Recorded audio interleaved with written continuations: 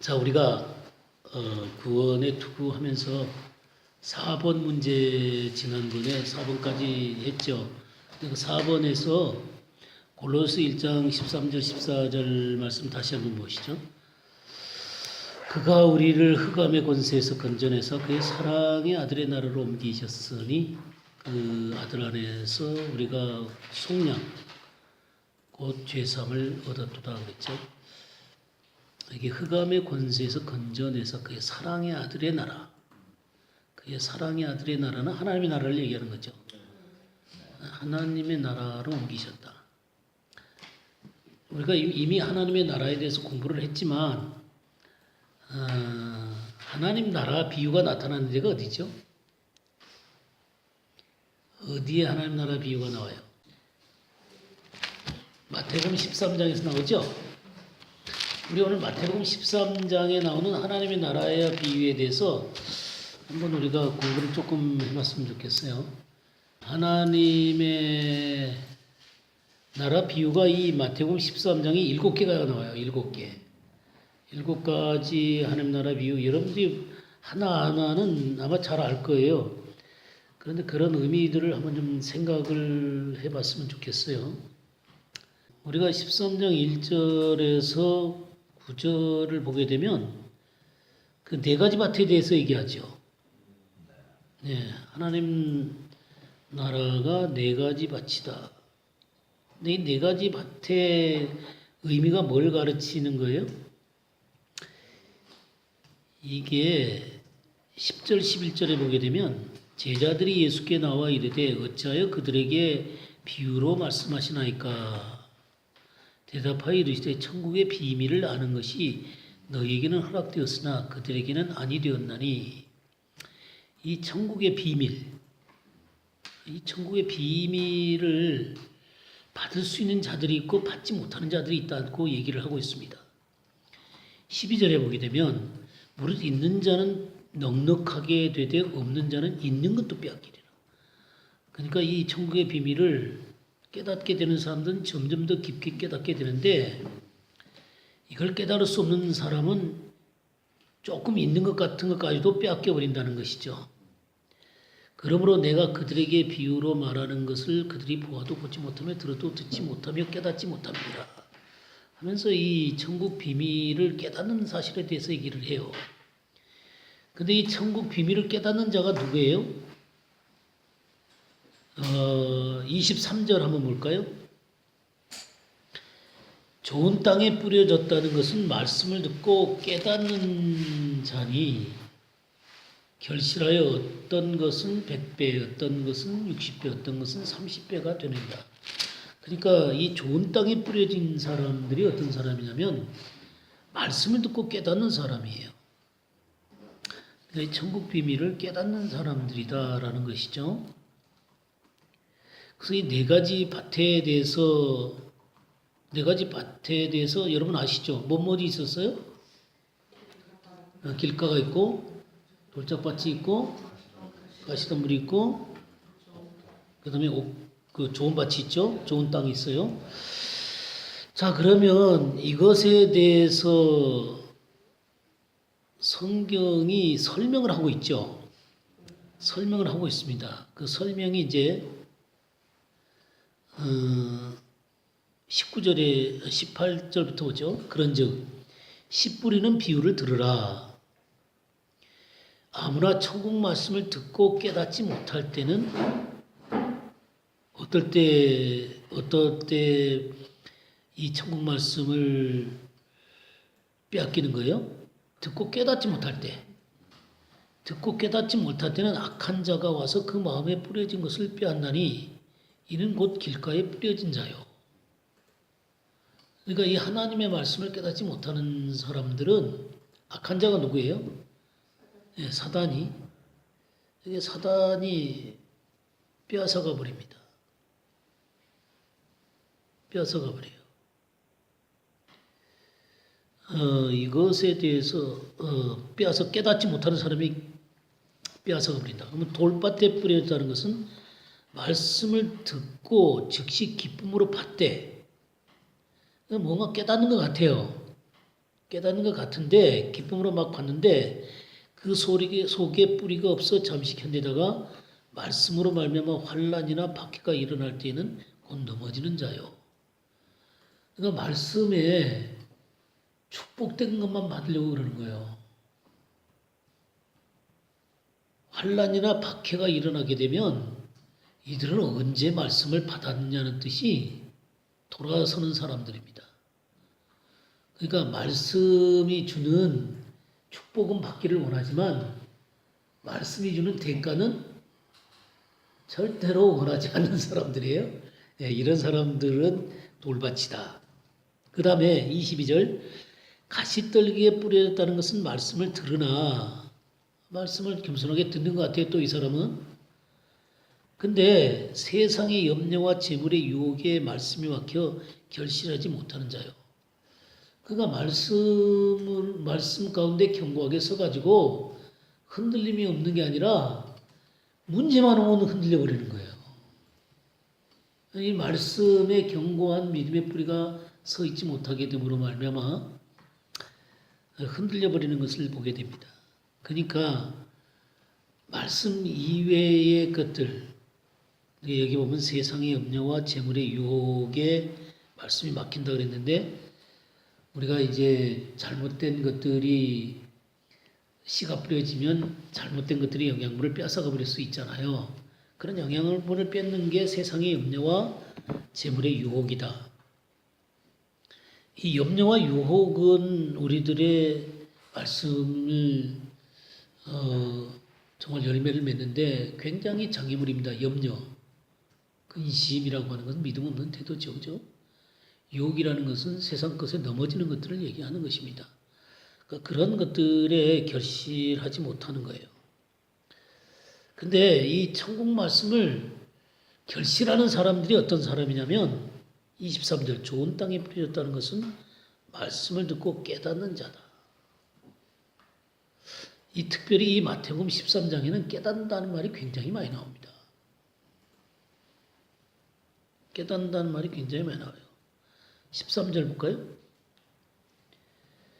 그러면 내가 그들에게 비유로 말하는 것은 그들이 보아도 보지 못하며 들어도 듣지 못하며 깨닫지 못함이니라 그랬죠? 깨닫지 못함이니라. 이 깨달을 수 없는 마음을 갖고 있기 때문에 비유로 말한다 그런 얘기죠. 14절 이사야의 예언이 그들에게 이루어졌으니 일렀을 때 너희가 듣기는 들어도 어떤다 그랬어요? 깨닫지 못할 것이요 보기는 보아도 알지 못하리라. 여기 들어도 깨닫지 못해요. 깨닫지 못하는 사람이 있고요. 15절에 이 백성들의 마음이 완악해서 그 귀는 듣기에 둔하고 눈은 감았으니 이는 눈으로 보고 귀로 듣고 마음으로 깨달아 돌이켜 내게 고침을 받을까 두려움이로라. 그러니까 마음이 완악한 상태에 있기 때문에 깨닫고 돌아올까 봐 하나님이 염려스럽다는 거예요. 그러니까 하나님의 말씀을 깨달으려면 완악한 마음이 아니라 좋은 밭이어야 돼요. 좋은 밭. 그 다음에 19절에도 그랬죠. 아무나 천국 말씀을 듣고 깨닫지 못할 때에는 이 말씀을 깨닫지 못한다. 그런 말씀이 나오죠. 좋은 땅에 뿌려졌다는 것은 말씀을 듣고 깨닫는 자다. 이런 표현이 나오고요. 그 다음에 51절 말씀 한번 볼까요? 51절에 보게 되면 이 모든 것을 깨달았느냐? 이 모든 것을 깨달았느냐 그랬어요. 말씀을 깨닫는다. 말씀을 깨달아야 돼요. 그럼 말씀을 어떻게 해야지 깨닫는 거예요? 깨닫는다는 게 굉장히 중요하다는 것을 보겠죠. 이 성경이 지금 깨닫는다라는 것들을 많이 얘기를 해요. 우리가 뭐 어떤 일들을 할 때 다 깨달아가지고 그냥 어떤 것을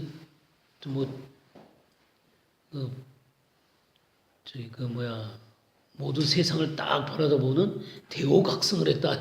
그런 것이 깨닫는 건가요? 어떻게 되는 거예요? 자, 깨닫는다. 성경에서 이 깨닫는다는 게 상당히 중요한 거거든요. 이 깨닫는다는 말씀을 그러면 이제 아주 좀 쉽게 얘기하면 이제 이해하는 거예요. 이해하는 거. 근데 단순하게 이해하는 게 아니라 이해하고 경건하게 행동할 수 있도록 깨닫는 걸 얘기하는 거예요. 그러니까 머릿속에 이게 이해가 아니라 마음으로 하나님의 뜻을 이해해서 이것이 경건하게 삶으로 옮겨지는 것을 보고 깨닫는다 그러는 거예요. 이 표현에 대해서 조금 더 우리 찾아보도록 하죠. 마가복음 4장, 이 똑같은 얘기를 마가복음 4장에서는 뭐라고 얘기하는지 한번 보시죠. 좋은 땅에 풀어졌다는 것은 곧 말씀을 듣고 받아 30배나 60배나 100배의 결실을 하는 자니라. 예, 여기서는 그 말씀을 듣고 어떤 자라 그랬어요? 네, 받아 그랬죠. 받아. 이 받는다라고 하는 것은 매우 기뻐하면서 영접하는 걸 얘기하는 거예요.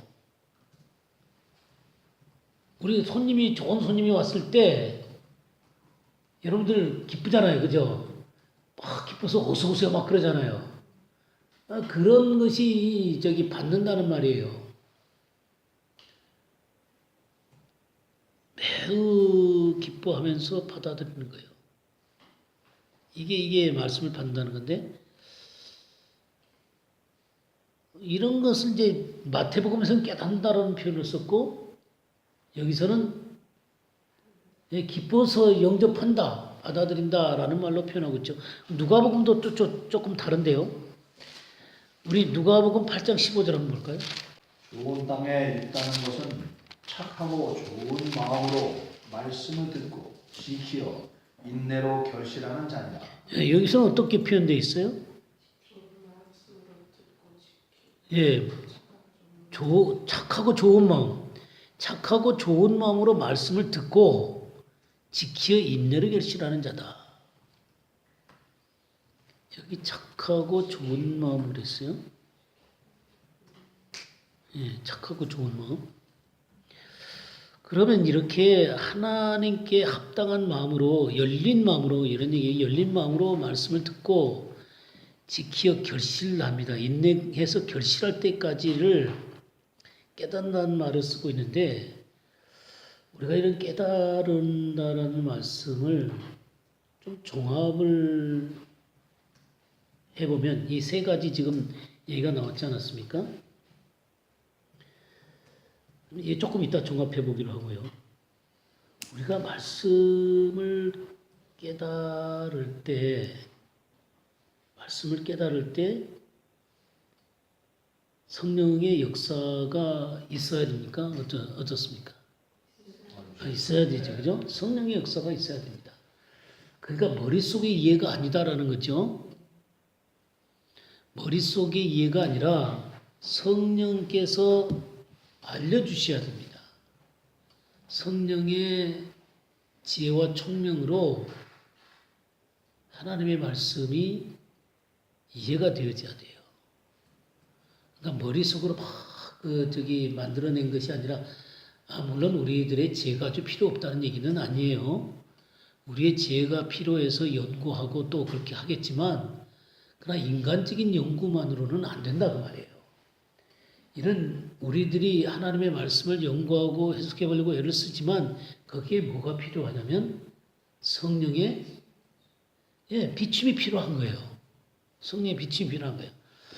그렇게 해서 하나님의 것들을 하나님의 성령이 알려주시는 이런 작업이 동반돼야 된다.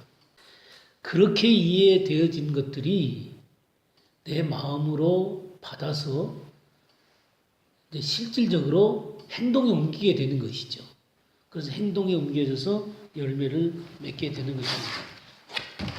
그래서 우리 신명기 우리가 요새 읽고 있잖아요. 신명기 한번 볼까요? 신명기 4장 5절 6절을 한번 볼까요? 내가 나의 하나님 여호와의 명하신 대로 규례와 법도를 너희에게 가르쳤나니 이는 너희로 들어가서 기업으로 얻을 땅에서 그대로 행하게 하려 함인즉 너희는 지키 행하라. 그리하면 여호와 앞에 너희의 지혜요 너희의 지식이라. 그들이 이 모든 규례를 듣고 이르기를 이 큰 나라 사람은 과연 지혜와 지식이 있는 백성이로다 하리라. 예. 이게 지금 모세가 하나님께서 명령하신 대로 규례와 법도를 가르치잖아요. 가르치는 중요한 이유는 뭐예요? 그대로 행하게 하려 합니다. 그랬죠? 그러면서 6절에 뭐라 그러냐면 너희는 지켜 행하라 그랬어요. 이 배운 거 하나님의 말씀을 지켜 행하라. 이 지켜 행하는 이것이 여러 민족 앞에서 너희의 지혜요 너희의 지식이다. 하나님의 말씀을 배우고 배운 것을 지키는 것이 지혜요 지식이다 그랬어요. 그러면서 이렇게 지혜와 지식을 가진 이 민족, 그러니까 말씀을 배울 뿐만 아니라 지키는 이 민족에 대해서 뭐라고 표현하냐면 이 큰 나라 사람은 과연 지혜와 지식이 있는 백성이로다. 그러니까 하나님의 말씀을 배울 뿐만 아니라 지키는 이 사람들에게 지혜와 지식이 있는 백성이다. 이런 표현을 쓰고 있죠. 자, 그러면 9절과 10절도 좀 읽어주시기 바랍니다. 오직 너는 스스로 삼가며 내 마음을 힘써 지키라. 그리하여 내가 눈으로 본 그 일을 잊어버리지 말라. 내가 생존하는 날 동안에 그 일들이 내 마음에서 떠나지 않도록 조심하라. 너는 그 일들을 내 아들들과 내 손자들에게 알게 하라. 내가 호렙산에서 내 하나님 여호와 앞에 섰던 날에 여호와께서 내게 이르시기를 나에게 백성을 모으라. 내가 그들에게 내 말을 들려주어 그들이 세상에 사는 날 동안 나를 경외함을 배우게 하며 그 자녀에게 가르치게 하리라 하시니. 예, 그러면 이 하나님의 말씀을 듣고 배울 때 이 사람들이 하나님의 말씀 가운데 이렇게 행하는 것이 지혜와 또 지식이다 이런 표현을 썼는데 여기 9절과 10절의 동사들을 한번 살펴보세요. 동사.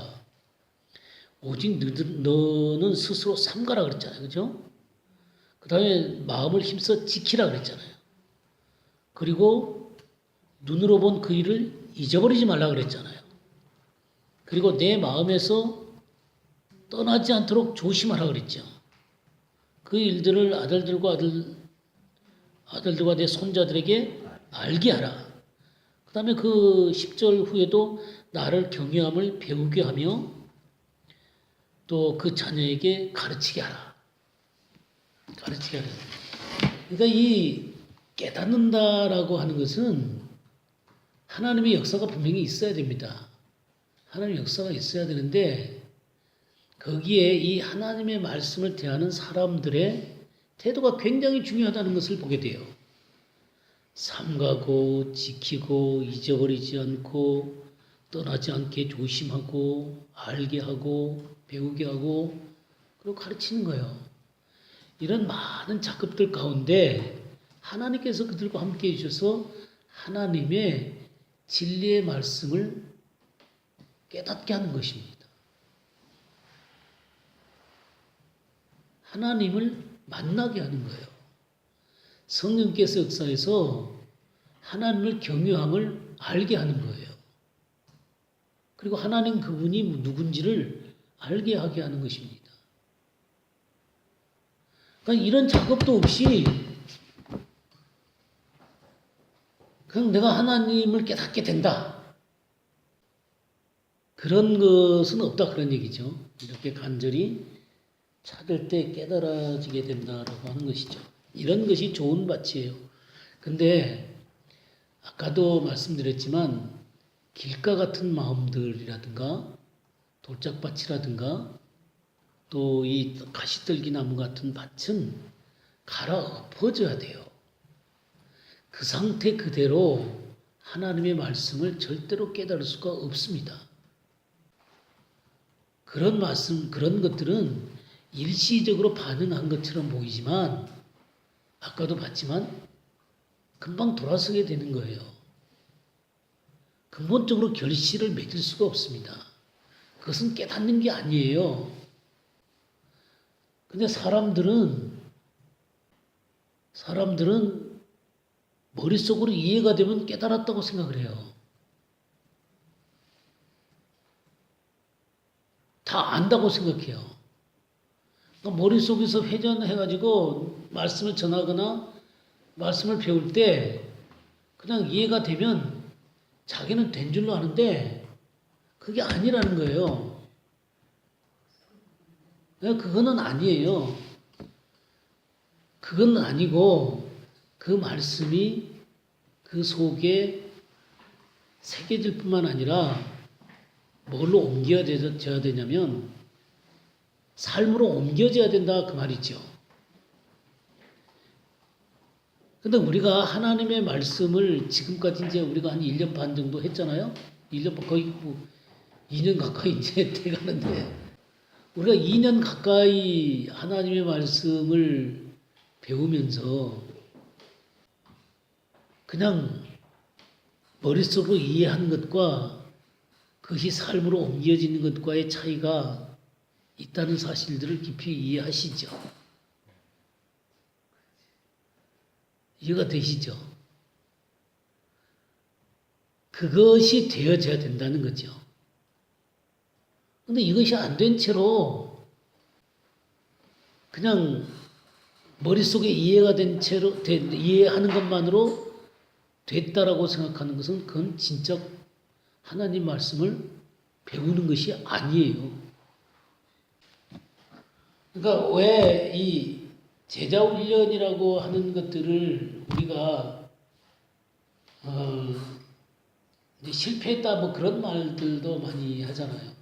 실패했다라고 하는 중요한 이유가 어떤 것이냐면 말씀을 암송도 하고 말씀을 배우기도 했는데 이게 삶이라는 것에 그리고 성품화되어지지 못한 채로 머릿속을 채웠다는 거죠. 형식적인 것들을 체크 대상으로 삼았지 이게 진짜 자기 속에 생명이 되고 성품이 되고 삶의 변화로 오는 것으로 하지 않았다는 것이죠. 이제 그것이 이 천국 비유에서 이 네 가지 밭에서 우리들이 이해해야 될 것들은 정말 그것이 다 뽑혀나간 좋은 밭이 되어야 된다는 것입니다. 좋은 밭이어야 된다는 것입니다. 교회 다니는 사람들에게 이 좋은 밭이 되도록 만들어 줘야 됩니다. 물론 우리가 만드는 건 아니에요. 하나님께서 작업을 통해서 그렇게 하셔야 되는데 목사들도 분명한 표대들을 갖고 있어야 되고 사역자들이 그런 어떤 분명하게 좋은 땅으로 그 밭을 만들어줘야 된다는 것들을 인식해야 되고 그러려면 그 밭에서 돌멩이 뽑아내려면 어떡하겠어요? 가시떨기 뽑아내려면 어떡하겠어요? 그리고 길가 같은 밭 이렇게 엎어버리려면 그러면 그런 밭을 가지고 있는 사람들하고 하나님의 말씀을 가르치는 사람이 부딪히겠죠. 속마음을 기경하려면 굉장한 아픔이 있어요. 이 작업을 안 한다는 거죠. 왜 안 할 것 같아요?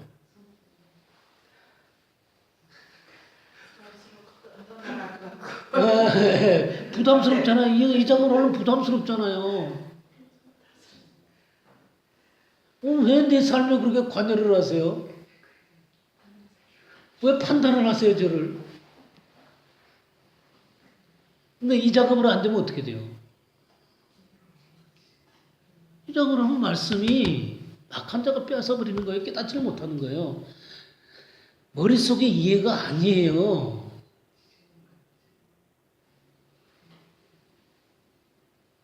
이 밭이 만들어져야 된다. 이 천국 비밀을 깨달으려면 이 밭이 만들어져야 된다는 거예요.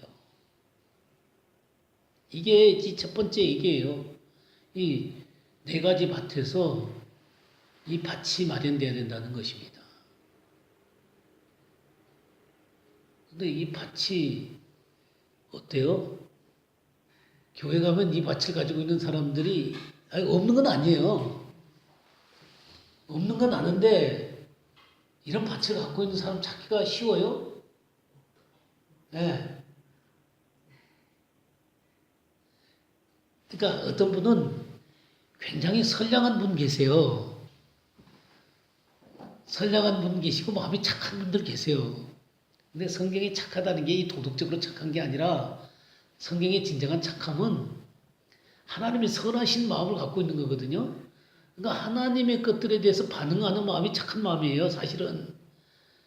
근데 이 성품적으로 착한 사람이 있어요. 성품적으로 착한 사람이라도 하나님 말씀에 반응 안 할 수 있습니다. 사역자들이 얘기하면 얼마나 잘 들을 수 있어요. 왜냐면 원래 착하니까. 겸손하고 착한데 실제 하나님의 말씀 앞에 굴복하는 것은 안 해요. 그런 사람들 많죠. 그러니까 성품적으로는 좋은데 이 하나님 말씀 앞에 굴복하는 이 착한 마음은 하나님에 의해서 기경이 돼야 됩니다. 그러니까 하나님에 의해서 기경이 되어져야 돼요. 그러니까 이 돌짝이 빠져나가고 잡초들이 빠져나가고 이 갈아엎어지는 이 작업이 하나님에 의해서 진행되어져야 되는 것이죠. 그래서 이게 하나님의 은혜예요. 하나님이 성령으로 말미암아 이 작업을 하신 거예요. 그래서 하나님 먼저 좋은 땅이 돼야 된다. 이 첫 번째 이 네 가지 밭의 문제는 이 좋은 땅, 좋은 마음의 밭을 하나님에 의해서 기경되어야 된다라는 사실을 말씀을 좀 드리고 싶고요. 그러니까 여러분들 지금까지 한 2년간 이 작업을 많이 해온 거예요. 많이 해오셨어요. 이게 이런 마음의 밭이 굉장히 중요하다. 이해하시겠죠, 그죠? 네. 예, 그 다음에 24절 말씀부터 예수께서 그들 앞에 또 비유를 들어 이르시되 천국은 좋은 씨를 제 밭에 뿌린 사람과 같다 그랬잖아요. 좋은 씨를 제 밭에 뿌렸어요. 근데 사람들이 잘 때 그 원수가 와서 곡식 가운데 가라지를 덧뿌리고 갔다. 좋은 씨를 뿌렸는데 이 곡식 좋은 씨가 곡식이죠. 근데 가라지를 덧뿌리고 갔다 그랬어요. 그러니까 싹이 나면서 보니까 가라지가 보이잖아요. 그러니까 이제 가라지를 뽑아버릴까요? 그러니까 뭐라 그랬어요? 추수 때까지 함께 자라게 두라 그랬죠? 예, 함께 자라게 두라 그랬어요. 둘 다 상할까, 좋은 곡식도 상할까봐 두렵기 때문이다. 그렇게 말씀을 하세요. 근데 이것에 대한 해석이 36절부터 봅시다. 예수께서 무리를 떠나서 집에 들어가시니 제자들이 나와 이르되 밭의 가라지의 비유를 우리에게 설명하여 주소서. 근데 가라지 비유를 설명해 달라는 거예요. 그러니까 여기에 좋은 씨를 뿌리는 분이 누구라 그랬어요? 인자다 그랬죠. 주님이시다 그런 얘기죠. 주님이 씨를 뿌리세요. 좋은 씨를. 좋은 씨는 뭐예요? 천국의 아들들이다 그랬죠. 천국의 아들들이다. 가라지는요? 악한 자의 아들이다. 악한 자의 아들이다. 그러니까 천국의 아들들도 있고 악한 자들도 있어요. 근데 여기에 어디에 뿌려지냐면 밭에 뿌려집니다. 밭에 뿌려져요. 근데 이 밭을 이 성경이 뭐라고 해석하냐면 밭은 세상이요 그랬어요. 밭은 어디요? 밭은 교회가 아닙니다. 밭은 교회가 아니라 세상이에요. 세상에 천국의 아들들도 있고 악한 자의 아들들도 있는 거예요. 우린 교회 안에 곡식과 가라지가 같이 있다고 자꾸 생각을 해요. 교회 안에 가라지가 있으면 안 돼요. 그럼 교회가 교회 구실을 할 수가 없어요. 교회는 교회다워야 돼요. 교회는 주님의 생명이 있는 곳이 교회예요. 근데 우리는 이 천국 비유의 이 해석을 하면서 이 밭을 교회라고 자꾸 해석을 해요. 교회 안에 종훈 씨도 있고 악한 자의 이 아들도 같이 있는 것이 마치 당연하다는 뜻이 얘기를 해요. 그렇게 되면 교회는 절대로 교회 구실을 할 수가 없습니다. 교회에서 다스릴 수 있는 분은 성령님이셔야 돼요. 말씀이셔야 하고. 그래야만 교회가 주님의 몸으로 존재할 수가 있고 주님이 자유롭게 교회를 통해서 하나님의 나라를 이루어갈 수가 있는 거예요. 근데 이 같은 세상이라 그랬는데 이 교회를 이걸 교회로 해석을 하니까 문제가 되는 것이죠. 근데 그렇죠. 지역교회도 우리가 하늘에 있는 교회, 보이지 않는 교회는 완전하죠. 그거는 뭐 저기 문제가 없는 건데 그러나 일반 교회를 할지라도 그 교회는 성결해야 되잖아요. 성결하려면은 이 작업이 필요하다 이거예요. 정말 좋은 씨들로 교회가 있을 수 있도록 그렇게 세워가야 된다 그 말이죠. 그래야만 지역교회가 빛을 드러낼 수가 있는 거예요. 지역교회는 세상이 아니에요. 교회라고 하는 게 세상에서 구별된 사람들의 무리들이 교회거든요. 처음 이제 예수 믿고 들어온 사람들은 어쩔 수가 없죠. 그 모습 그대로 지낼 수밖에 없는 거지. 갑자기 처음 들어온 사람한테 이렇게 장성한 것들을 요구할 수는 없겠죠. 하지만 교회 자체에 들어와가지고 이게 잘못 사는 거구나. 이런 걸 알아야 될 거 아니에요. 이게 하나님의 뜻에 합당하지 않구나. 내가 영적으로 성장을 해야 되겠구나. 그런 걸 어떻게 보겠어요? 성도들을 볼 때,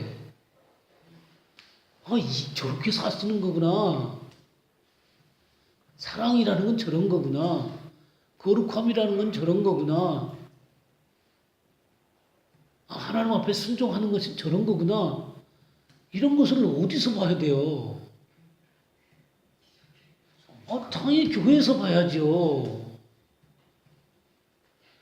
근데 교회 와서 보는데 세상에서 뭐 보는구나. 교회에서 보는구나. 아무 안 달라. 어떤 면에서 또 더한 것 같아. 때때로 어떤 얘기들을 할 때 의견이 다를 수도 있겠죠.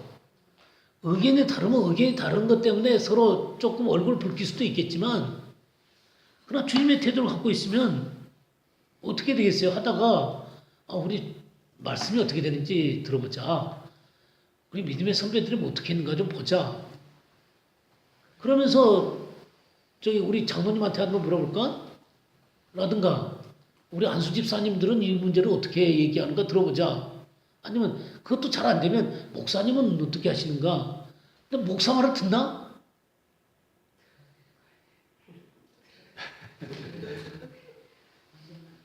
그러니까 목사가 얘기를 해도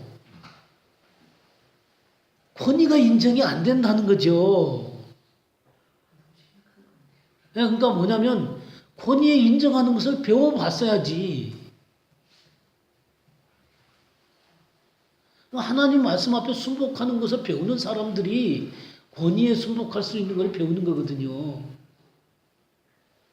근데 그런 걸 배워봤어야지. 맨날 반응하는 것만 쳐다보는데.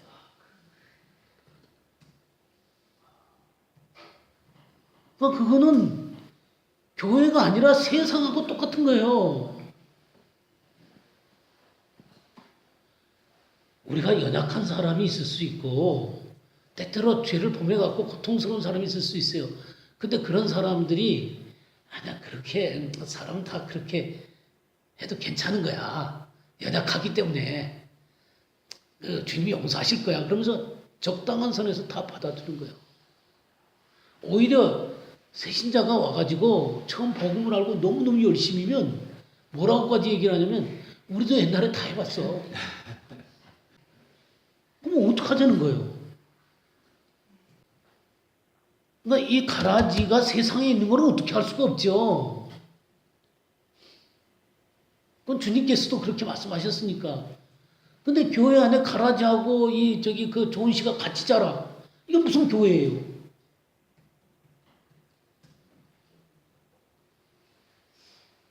그건 세상이지 교회가 아니에요.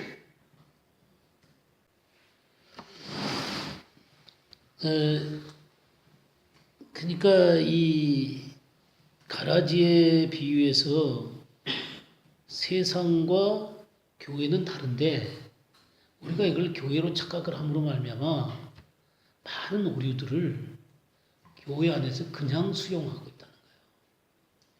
교회에 와서 우리가 예수 그리스도의 복음 앞에 반응을 하잖아요.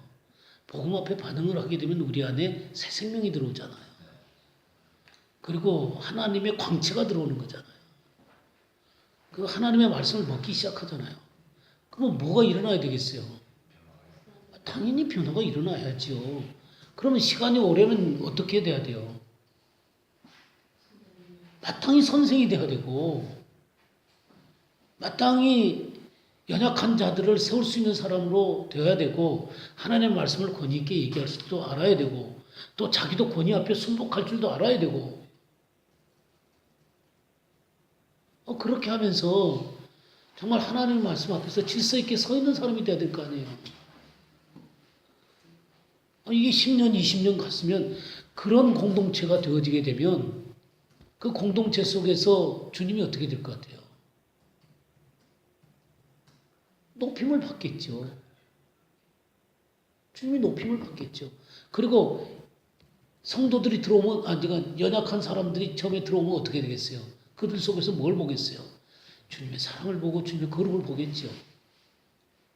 그러면 자신도 모르는 사이에 시간이 1년 가고 2년 가고 3년 가고 그러면 자기도 그렇게 변하는 거예요. 말씀을 배우고 보는 게 그런 거니까. 근데 1년 가고 2년 가고 3년 가고 10년이 가도 보는 게 다 똑같아.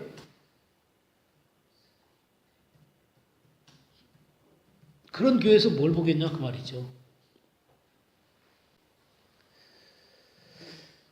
그러면서 이제 주님이 이 하나님의 나라에 대해서 이제 그 세 번째 얘기를 하면서 가라지 비유에 얘기하면서 41절 한번 더 볼까요? 41절 보면 인자가 그 천사들을 보내리니 그들이 그 나라에서 모든 넘어지게 하는 것과 또 불법을 행하는 자들을 거두어내어 불무불에 던져 넣으리니 거기서 울며 이를 갈게 되리라 그랬죠. 가라지의 핵심이 뭐냐면 모든 넘어지게 하는 거예요. 그리고 불법을 행하는 자들이에요.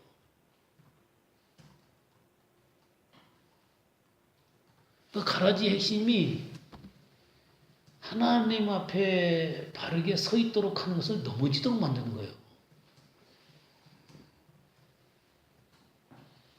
그리고 하나님의 선한 뜻이 아니라 불법을 행하는 자들이에요. 사람일 수도 있고 잘못된 가르침일 수도 있어요. 잘못된 행동일 수도 있고. 근데 만약 이런 것들이 교회 안에서 같이 하나님의 말씀과 넘어지게 하는 것과 이 불법을 행하는 것이 같이 짬뽕이 되어서 교회 안에 있다고 합시다.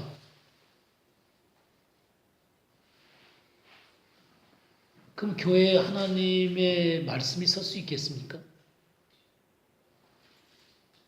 그 말씀이 설 수 없는 거죠. 가라지가 제거돼야 되죠. 불법이 제거가 돼야 되고 넘어지는 것들이 제거가 돼야죠. 그래서 순전한 하나님의 말씀이 전해져야죠.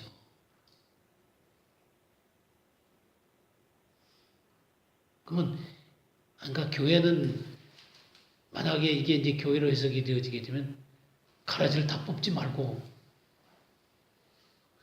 마지막 때까지 그냥 가만 놔둬갖고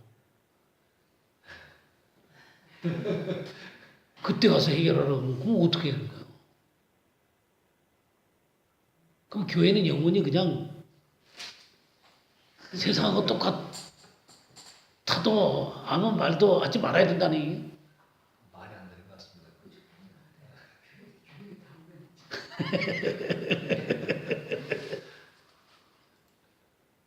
그럼 그 교회 답이 아니죠.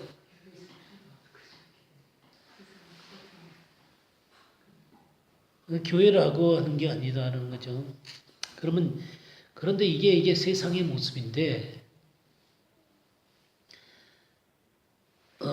어쨌든 하나님의 나라는 이 땅 가운데 있으면서 이 흑암의 세력과 싸울 수밖에 없어요. 왜냐하면 하나님의 나라가 있는 곳이 어디예요? 하나님의 나라가 있는 곳이 이 땅에 있는 거기 때문에, 물론 하늘에 있겠지만 이 땅에서 이 하나님의 나라가 계속해서 퍼져가고 있기 때문에 이 땅과 충돌은 면할 수가 없어요. 그러면 이 충돌이 면할 수가 없는데, 이것이 교회 안에서 분명하면 분명할수록 이것과 싸울 수 있는 힘이 생기는 거예요. 그러니까 잘못된 이 세상 것과 싸울 수가 있는데, 교회 안에서 먼저 이 분명한 것들이 형성이 안 된 채로 이 세상에 나가면 어떻게 되겠어요? 힘이 없을 뿐만 아니라 세상은 똑같아지는 거예요. 근데 교회 안에 이렇게 이제 하나님의 나라 안에 이 하나님의 나라가 형성이 되는데, 어떤 위험성에 대해서 경고를 하고 있냐면, 이 겨자씨 비유를 한번 봅시다. 31절에 보면 또 비유를 들어 이르시되 천국은 마치 사람이 자기 밭에 갖다 심은 겨자씨 한 알과 같으니 이는 모든 씨보다 작은 것이로되 자란 후에는 풀보다 커서 나무가 되매 공중의 새들이 와서 그 가지에 깃들으느니라. 그러니까 하나님의 나라가 성장한다는 거죠. 하나님 나라가 성장을 해요. 보이지 않던 씨가 풀보다 커갖고 나무가 되어요. 근데 여기서 얘기하고 있는 게 뭔 얘기를 하냐면 공중의 새가 깃들일 수 있다는 거예요. 이 성장이 하나님의 성령과 말씀에 의해서 바른 성장이 되어져야 돼요. 바른 성장이 돼야 되는데 외형적인 성장만을 하게 되면 이 새가 깃들게 돼요. 이 새에 대해서 마태복음 13장에 4절 말씀해 볼까요? 씨를 뿌릴 새 덜어는 길가에 떨어지며 새들이 와서 먹어버리고 그랬죠.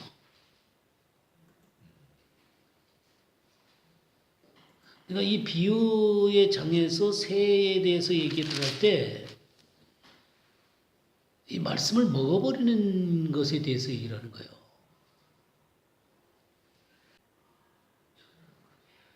예?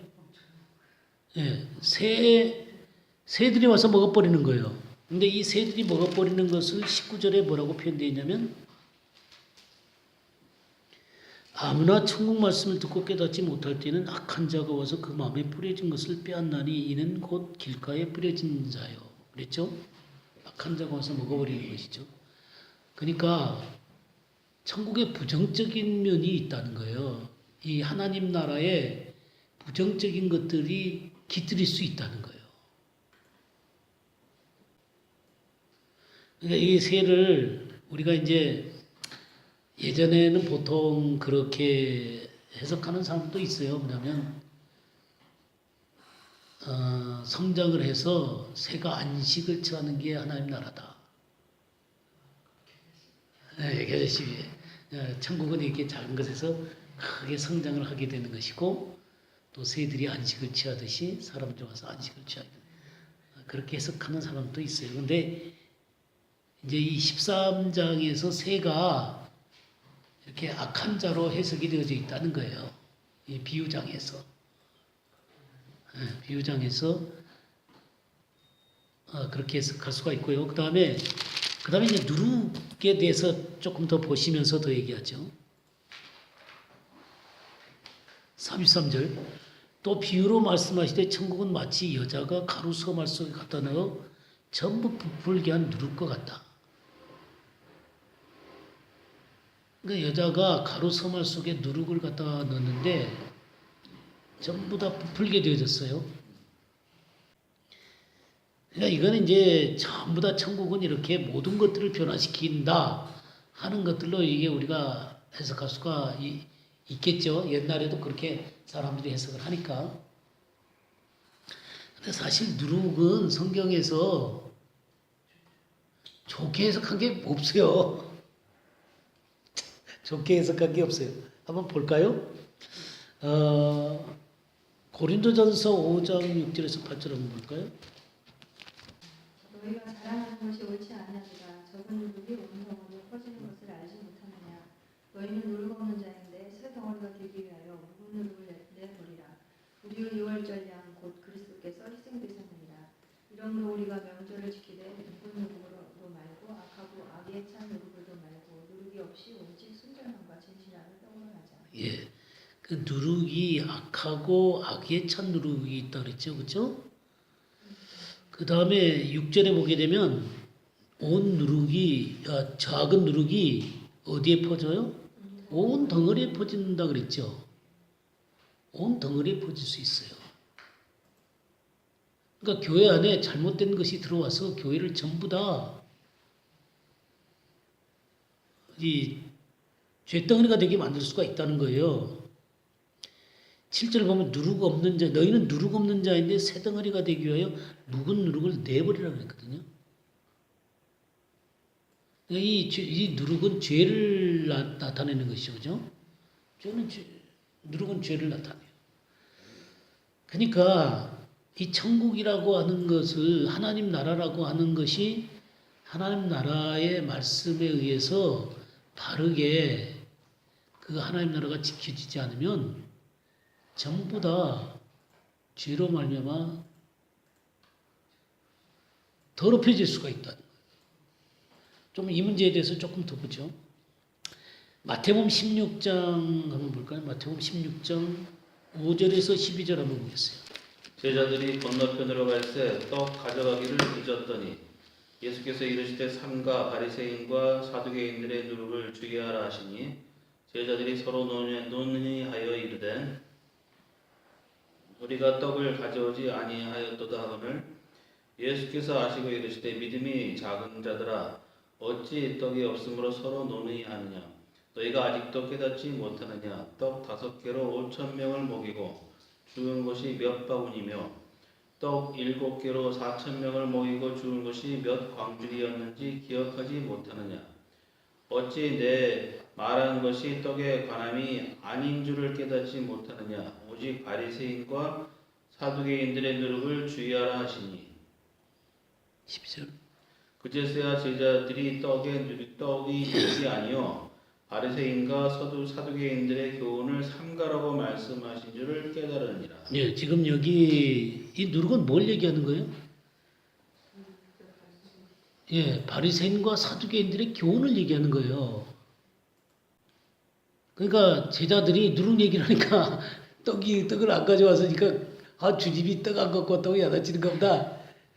그런 생각을 하는 거예요. 그러니까 주님이 야, 너네들 아무것도 없을 때 내가 보리떡 5개와 물고기 2마리로 얼마나 많은 사람을 먹였냐. 그렇게 하면서 그들이 그런 얘기가 아니라는 걸 얘기하면서 바리새인과 서기관들의 누룩을 주의하라고 그랬어요. 누룩은 퍼진 능력이 있죠. 여긴 교훈을 얘기하는 거예요. 바리새인의 교훈은 뭐예요? 율법주의와 형식주의예요. 형식은 있고 그런 것들은 있지만 그 속에 하나님의 말씀이 살아있지 못하죠. 그리고 사두개인의 교훈이 있어요. 사두개인의 교훈은 뭐예요? 세상과 타협하는 거예요. 타협하는 거예요. 사두개인의 교훈은 세상과 타협해가지고 자기 위치를 지키고 그러는 거예요. 자기의 권세를 취하고. 이 성경상의 누룩은 물론 이제 비유에서 누룩은 이렇게 부풀게 하는 능력이 있다 이렇게 해석을 해가지고 천국이 성장하는 데다가 초점을 두는 그렇게 해석하는 사람도 있어요. 그렇게 해석하는 사람도 있을 수 있지만 우리가 그냥 주님이 이 누룩이라고 하는 것들을 성경상에서 얘기할 때 절대로 좋게 얘기한 적이 없다는 거예요. 그러니까 이런 교훈이라든가 죄에 대해서 쓸 때 이런 말들을 쓰고 있는 것이죠. 근데 실질적으로 이 하나님의 나라는 이런 잘못된 교훈과 이 악한 자들로 말미암아 어지럽혀질 수가 있다라고 하는 것입니다. 그러니까 이 천국이라는 그러니까 교회라고 하는 것은 정말 깨끗하게 지켜져야 돼요. 근데 천국은 하나님의 나라가 이 땅에 쳐들어온 거거든요. 쳐들어가지고 이 땅 가운데서 역사를 하고 있는 굉장히 광범위한 하나님의 역사를 천국이라고 얘기할 수 있어요. 그런 천국이라고 역사하는 것 가운데 이런 악한 것들과 이런 잘못된 교훈들에 의해서 이 천국의 역사들이 이렇게 좀 더 엉망이 되어질 수 있다라고 하는 사실을 얘기를 하고 있어요. 그러면 이 마태복음 13장에서 말하고 있는 이 천국 비유에 이러한 부정적인 면이 있는 반면에 그러면 천국이라고 하는 것은 어떻게 우리가 지켜야 되냐는 거예요. 그게 이제 44절 보겠습니다. 천국은 마치 밭에 감추인 보화와 같으니 사람이 이를 발견한 후 숨겨두고 기뻐하여 돌아가서 자기의 소유를 다 팔아 그 밭을 사느니라. 45절 또 천국은 마치 좋은 진주를 구하는 장사와 같으니 극히 값진 진주 하나를 발견함에 가서 자기의 소유를 다 팔아 그 진주를 사느니라. 그러면 이 천국의 어떤 형식적인 성장이 아니라 진짜 천국을 발견하는 것은 밭에 감추인 보화 같다는 거예요. 천국이. 밭에 감추인 보화. 그걸 발견해내는 것입니다. 그러니까 그것이 발견되면 자기의 모든 소유를 다 팔아서 그 보화가 있는 밭을 사는 거예요. 근데 밭에 감추인 보화. 천국이라고 하나님의 나라라고 하는 것은요. 하나님 안에 감추어져 있습니다. 발견될 때까지는 감추어져 있어요. 사야 되는 거죠. 네. 그러니까 천국이 그냥 눈에 쉽게 띄어지는 건 아니에요. 사람들이 잘못된 교훈들에 의해서 쉽게 천국을 천국답게 인정하지 못하는 거죠. 그리고 악한 자들이 깃들여서 가지고 천국을 천국답게 못 보게 만드는 거예요. 그럼 천국이라고 하는 것은 하나님 안에 감추어져 있는 것입니다. 이 마태복음 13장에 다시 보게 되면요. 13장 35절 보겠습니다. 35절에 보게 되면 이는 선지자들을 통해 말씀하신 바 내가 입을 열어 비유를 말하고 창세로부터 감추인 것들을 드러내리라. 언제부터 감추어진가요? 네, 창세로부터 감추인 것을 드러내기를 원하시는 거예요. 그러니까 하나님은 이 하나님의 나라에 대해서 창세 전부터 계획을 갖고 계셨어요.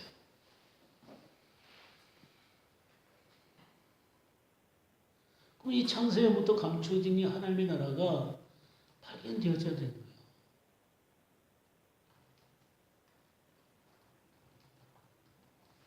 우리가 하나님 나라에 속해 있다 그러면서 창세로부터 감춰진 하나님 나라가 뭔지도 몰라.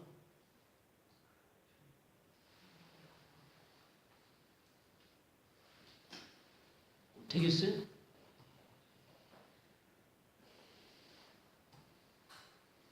그럼 창세로부터 감춰진 하나님의 나라를 우리가 발견해야 되는데, 잠언 한번 볼까요? 잠언 25장 2절 한번 볼까요? 이를 숨기는 것은 하나님의 영화요 이를 살피는 것은 왕의 영화니라. 그러니까 하나님의 영광은 이 감춰진 하나님 나라에 있는 거예요. 근데 왕은 이것을 살펴서 드러내는 거예요.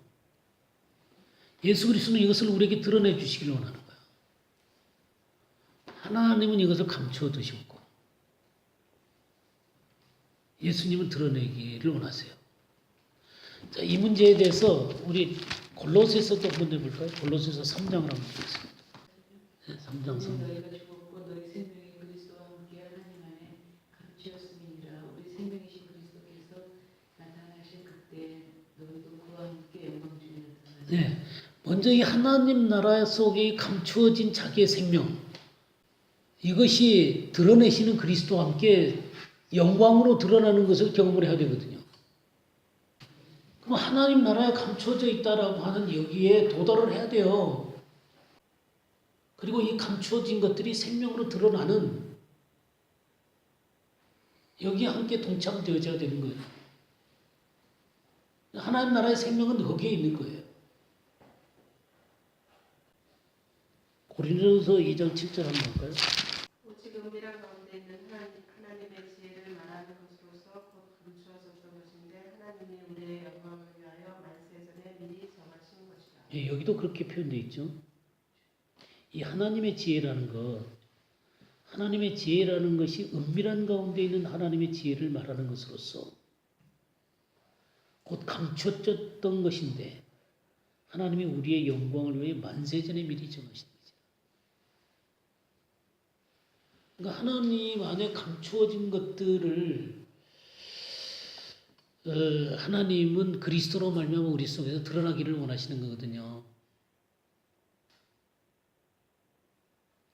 근데 이런 것들은 9절 말씀에 보게 되면 하나님이 자기를 사랑하는 자들을 위하여 예비하신 모든 것은 눈으로 보지 못하고 귀로 듣지 못하고 사람의 마음으로도 생각지 못해요.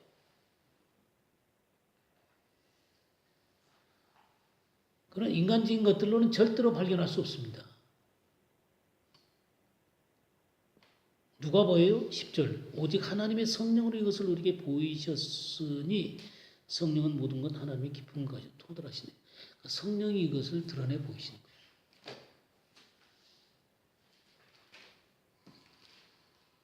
그러니까 이 하나님의 나라가 하나님 안에 감추어졌던 것들을 성령으로 말미암아 딱 보게 됐을 때, 그 본질을 딱 봤을 때, 그 보화를 발견하면 어떻게 돼요? 네, 자기 재산을 다 팔아가지고 보화를 사는 거예요. 그만큼 값진 거다는 거죠.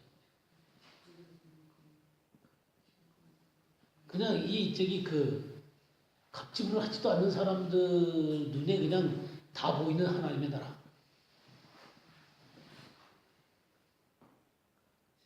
그런 게 아니라는 거예요. 그런 바리새인의 교훈과 사두개인의 교훈으로 그런 걸 쳐다보면 하나님 나라는 안 보이는 거예요.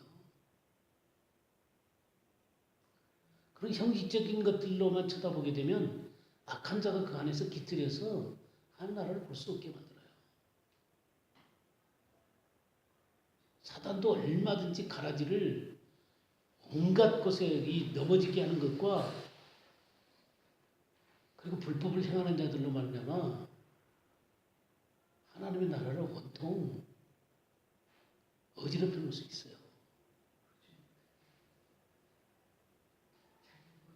네, 보이지 않는다는 거죠. 잘못된 성장이 있을 수도 있다는 거예요. 온통 그냥 누룩주성이도 될 수 있다는 거예요. 우리나라 보세요.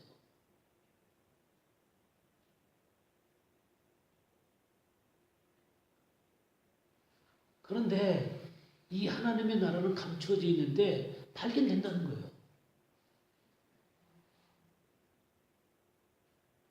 발견하는 사람도 있다는 거예요.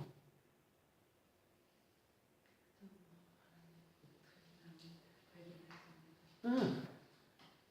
발견된다는 거예요. 발견되면 이 하나님 나라를 발견하는 사람들은 어떻게 한다는 거예요? 그냥 다 팔아가지고 산다는 거예요. 기꺼이 그 하나님의 나라에 자기가 동참하겠다는 거예요. 지금 그 얘기를 하는 거예요. 이 밭에 감추인 보화라고 하는 게 그 내용이에요. 밭에 감추인 보화를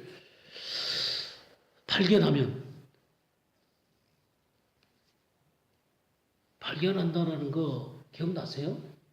제가 이 발견한다라고 하는 것에 대한 설명을 한 것 같은데.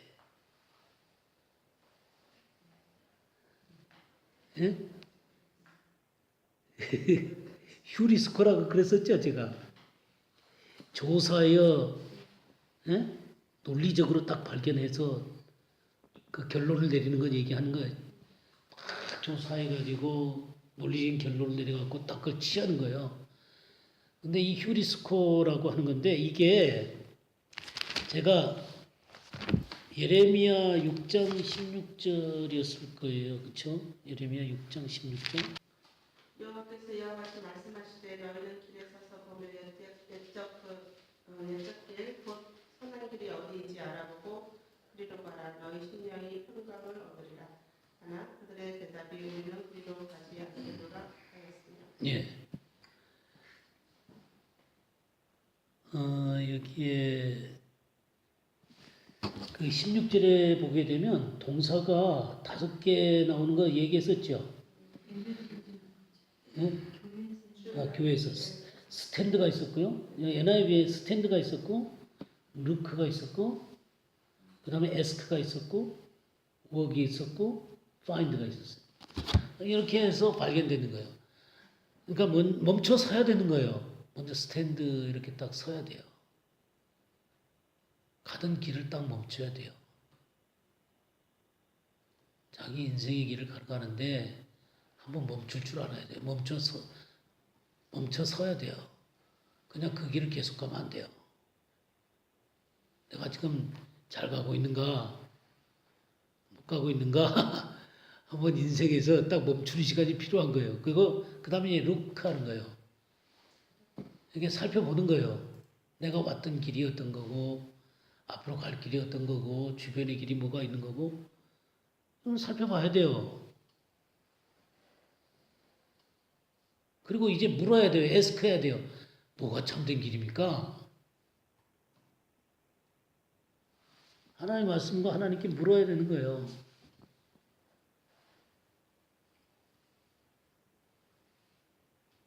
그래서 그 길을 이제 알게 되면 워크하라는 거예요. 걸으라는 거예요. 그 길을. 그럼 뭐를 발견할 수 있다는 거예요? 난 find가 나오는 거예요.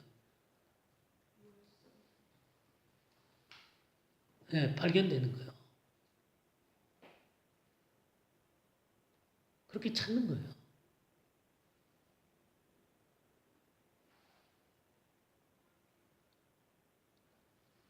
그럴 때 값을 지불하고 사는 거죠. 그러니까 우리가 마태복음 13장에 이 밭에 감추인 보화와 또 쌍을 이루는 게 뭐냐면 천국은 마치 좋은 진주를 구하는 장사와 같다 그랬죠. 밭에 감추인 보화가 아니라 좋은 진주를 구하는 장사예요.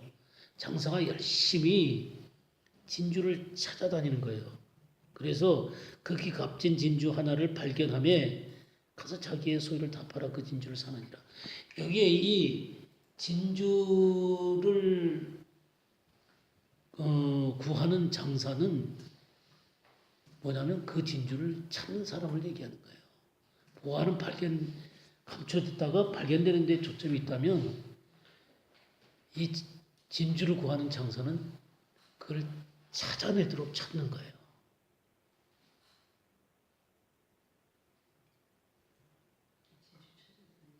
예, 진주를 찾아가는.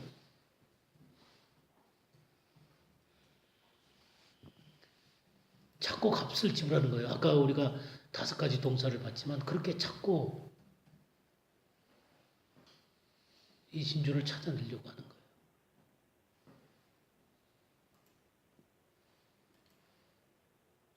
그러니까 사람들이 주변에 혼탁하고 주변이 어지러워도 진짜 천국에 소속된 사람들은 찾는다는 거예요.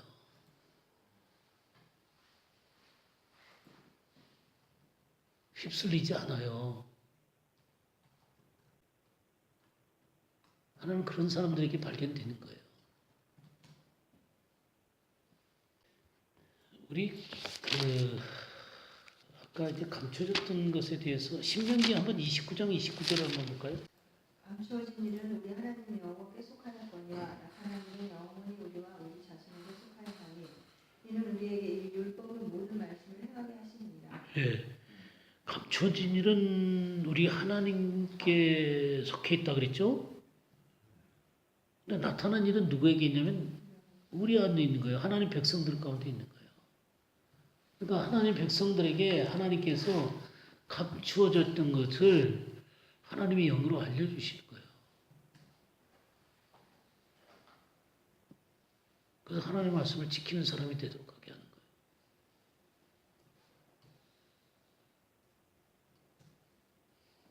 아무한테나 이것이 알려지는 게 아니에요.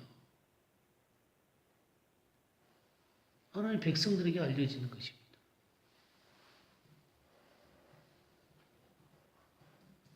그러니까 이 천국이라고 하는 것, 이 하나님 나라라고 하는 것을 값주고 사는 사람들이 있다는 거죠. 그리고 이것을 찾기를 간절히 사모하는 자들이 있다는 거죠.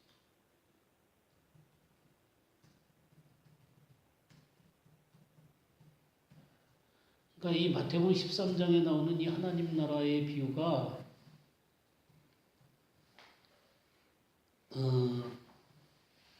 우리들에게 어떻게 본질로 다가가는 것들을 가르쳐 주는 거예요.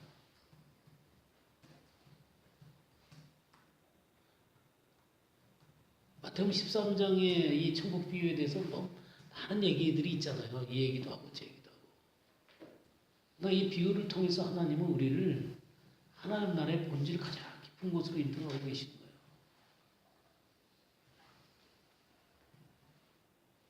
우리 흑암의 권세에서 건져내서 하나님의 사랑의 나라로 옮겼으면 그 하나님 나라가 어떤 건지를 알아야죠.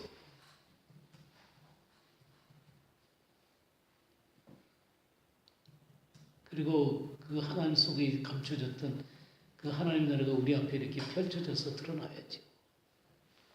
이 진주 상인처럼 이렇게 찾는 거예요.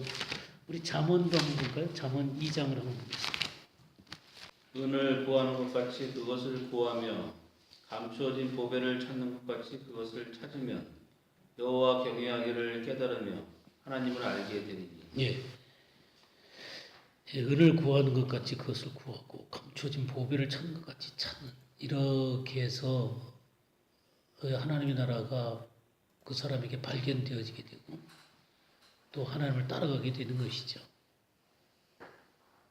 이런 것들이 이제 진주를 구하는 상인 같은 것이죠. 이게 이제 천국의 비유죠. 그래서 이제 마지막 비유가 마태복음 13장 보시게 되면 47절 말씀부터 50절까지 한번 볼까요?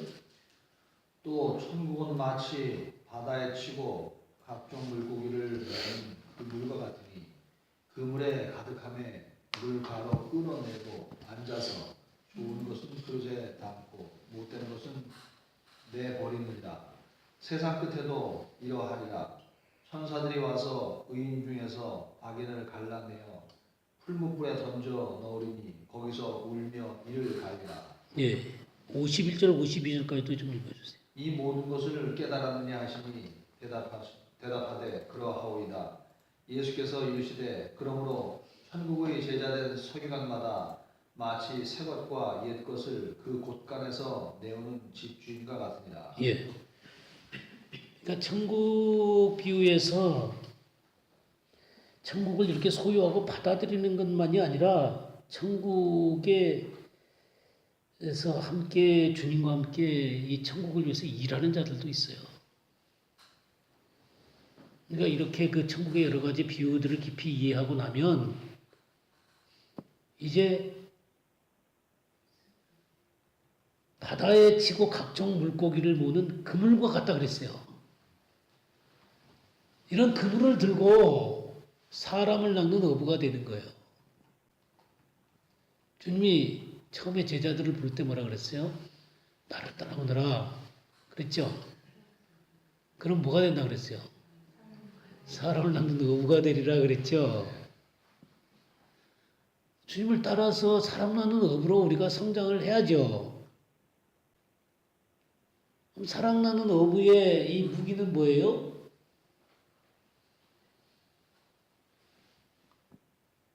바다에 치고 각종 물고기를 모는 그물을 들고 해야 돼요.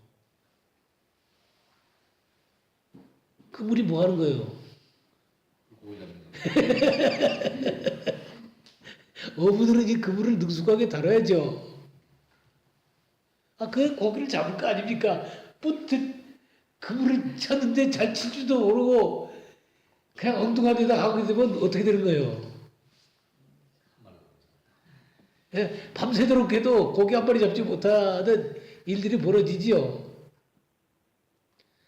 그러면 그물이 알맞는 그물이 돼야 되겠어요? 아니면 엉성한 그물이 돼야 되겠어요? 잘 날씨가 씨줄이 이렇게 얽혀져 있는 좋은 그물이어야 될 거 아니에요. 예. 그러니까 하나님의 말씀으로 잘 짜여진 그물을 갖고 있어야지 고기를 잡지.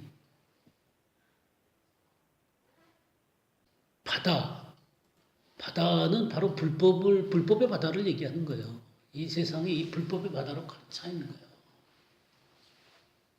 수많은 물고기가 있는 거죠. 각종 물고기. 각종 물고기. 예? 이 각종이라는 게 파스죠, 파스. 파스케노스.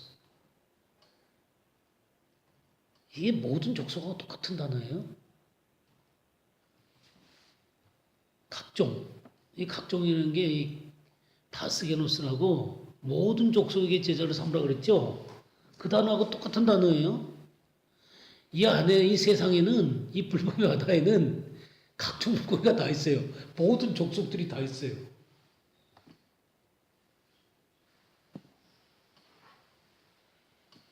그 바다에다가 이 그물을 치는 거예요. 찌르고 들어가는 거예요. 이 치다, 이 찌르다 그 말이에요. 하여튼 이렇게 이 세상을 치고 들어가는 거예요. 하나님의 말씀을 갖고. 그래서 각종 물고기를 잡는 것입니다. 그래서 그물로 이 물고기를 걷어내는 거예요. 근데 이 그물로 이 물고기를 걷어갖고 어디로 내보내야 돼요? 물가로 내보내야 돼요. 물가로. 세상 불법에 그대로 놔두면 안 돼요. 건져내야 돼요. 그래서 물가로 이렇게 끌어내는 거예요. 구별을 시키는 거예요. 바닷속에 그대로 놓고 있으면 안 돼요. 이렇게 물가로 끌어내는 거예요. 좋은 것은 그릇에 담고 못된 것은 내버려요. 제가 그런 얘기 한 거 기억나세요? 안개이온이라고 제가 얘기했어요. 안개이온이 신약에 딱 2번 나온다는 거 이해했죠? 얘기했죠? 언제 한 번 또 있었어요? 여자들이 지혜로운 여자들이 그릇에 기름을 준비했다 그랬죠? 예, 그때 똑같은 단어예요, 이 그릇이. 안개요. 이 그릇에 담긴 이 기름에 담긴 이 그릇에 이 좋은 물고기가 담기는 거예요. 좋은 물고기는 하나님 말씀과 성령으로 기름 부음을 받는 물고기들이에요. 이런 사람이 주님의 신부들이고 남은 자들이에요. 진짜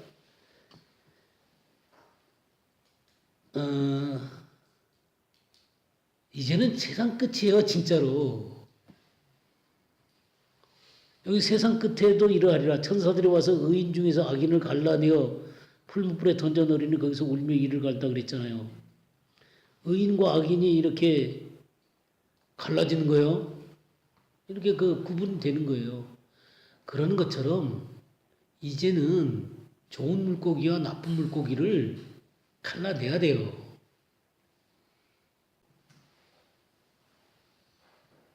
이런 게 하나도 안 갈라내가지고 갖고는 그냥 뒤죽박죽이 되놓으니까 뭐가 진짜인지 뭐가 가짜인지 뭐가 진리인지 뭐가 불법인지가 하나도 구별이 안 되는 거예요. 근데 말들은 비슷해요.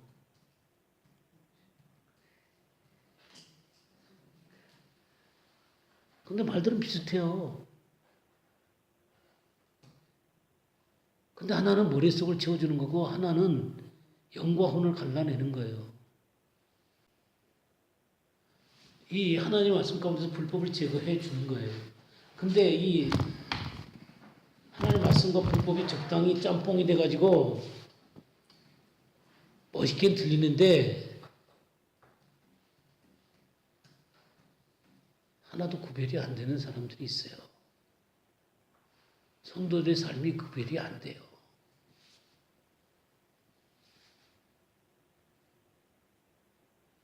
선명하게 하나님의 말씀 속에 자기의 모습이 보이고 자기 내면이 보이고 자기 삶이 보여야 되는 거예요.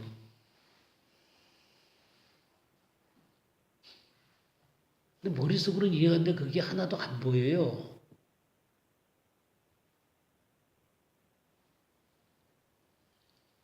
그럴 수 있나요?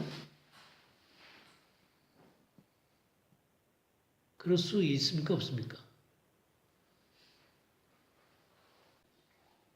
그러니까 들려진 하나님의 말씀은 삶으로 열매가 맺어져야 돼요. 이 천국 비유라는 게 그런 거예요. 그 얘기를 하려고 그러는 거예요.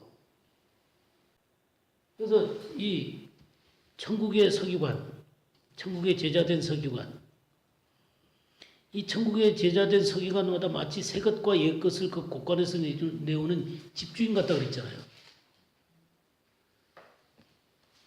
근데 곳간이라는 것은 하나님의 말씀이죠, 그죠? 하나님의 말씀이 성경이라고 말할 수 있겠죠. 거기서 새 것과 옛 것을 끄집어내야 돼요. 그 육신의 것들과 성령의 것들을 하나님의 말씀 가운데서 또 정직하고 착한 것과 불법을 구분을 해내야 돼요.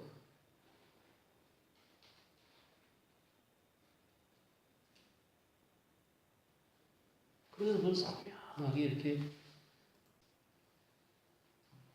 이런 역할들을 하나님의 나라 가운데서 하나님은 이 천국 비유 가운데서 말씀을 하고 계시는 것입니다. 그러면서 이걸 다 전한 다음에 뭐라고 물어요? 이 모든 것을 깨달았느냐 그랬어요. 깨달으셨죠?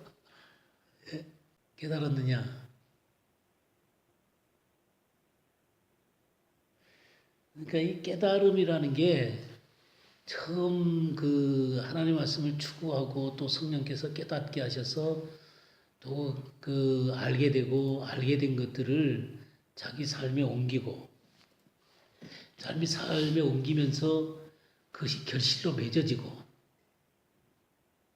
하는 이 모든 것에 어떤 이 전체적인 과정이 아닐까 생각해요. 이 깨닫는다는 게. 이 아주 평범한 이 비유를 통해서 하나님 나라의 어마어마한 얘기들 하고 계시는 거예요. 어마어마한 얘기가 숨어 있는 거예요.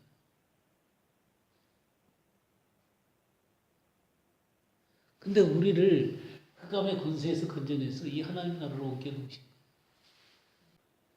그러나 진실되게 십자가를 지고 가는 사람들이 되어야 된다는 거죠. 말뿐이거나 형식이 아니라 주님과 함께 진실되게 그 길을 걸어갈 줄 아는 사람이어야 된다는 거죠.